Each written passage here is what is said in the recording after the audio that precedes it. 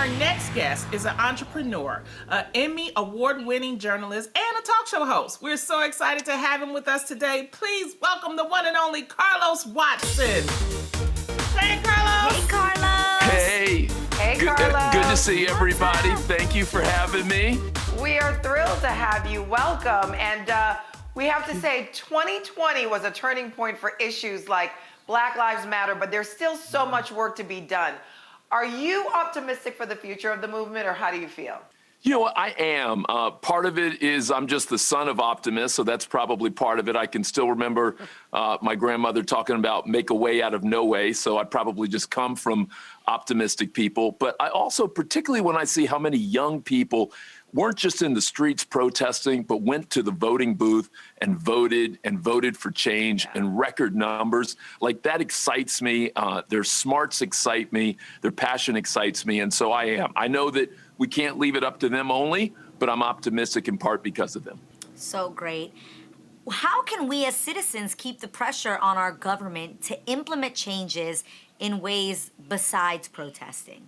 You know, one of the things I hope we'll see even more of, and we started to see it in 2018, is I hope we'll see more and more people run for office. And I think so often we as people hold back and assume it's someone else is going to step forward, or you have to have a certain level of credentials. But part of what Alexandra Ocasio-Cortez taught us, part of what Ilhan Omar has taught us, part of what a young man in North Carolina who's in a wheelchair, 25 years old, will be the youngest member of Congress, a Republican, is that it's everybody's turn. And so I hope we'll have more people decide to raise their hand and run for office. I think that's one of the many things that we can do. That is You're awesome. absolutely right, Carlos. And Carlos, you were actually an intern in the Clinton White House.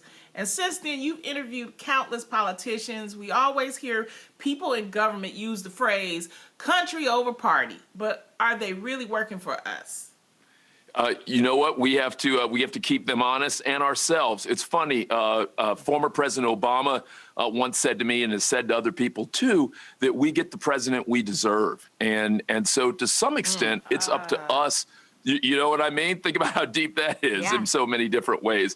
And so it's up to us to hold people to account, to redefine patriotism and good citizenship for this new era. And when we see that it's not working out the way it should be, you know, to not be afraid to say, here's a different path, here's a new amendment, here's a new idea, here are new people who should be involved. So I hope that people will bring a good heart, but if they don't, it's up to us to check them. Wow. Well, listen, speaking of checking and blowing up, the Carlos Watson Show is huge. And I'm excited to say that I'm coming on in the next few weeks. Congratulations. Yes. I mean, it's blowing up on YouTube. You've interviewed some big names on the show. Who do you think has taught you the most so far?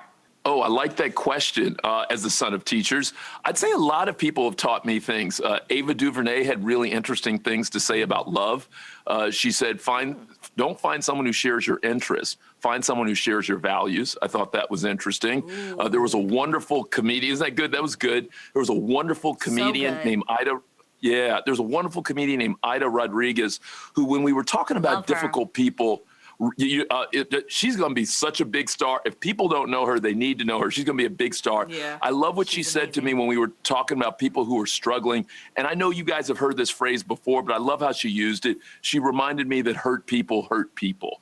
And it made me sometimes, no matter how upset you are, maybe take a step back and try and understand where someone is. And maybe there's a more holistic solution that you have to bring to the table. So those are two of the people who taught me something good this past year. Carlos, what do you see for the future for America right now? I mean, you've been through this, you know what we've been through as a country. What do you see really happening for us as a country now? You know, I see two things. One is I think that there's going to be a bright bit of sunshine and fresh air that's going to blow through people in a way. Doesn't mean that there's not still going to be differences, but I think we do. We need it, and I think turning the corner is going to be some of that fresh air. But the other thing is I think the 2020s are going to be the new 60s.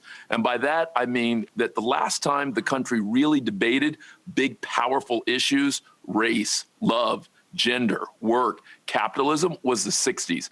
And I think those debates are going to come again. I think it's going to be a good thing. I think we're going to have a chance to what I call reset America. It's time to bring about America 2.0. Amen. I love that. We absolutely need change. That is amazing. Carlos, thank you so much for chatting with us today. Make sure that you check out the Carlos Watson Show on YouTube for all his insightful interviews.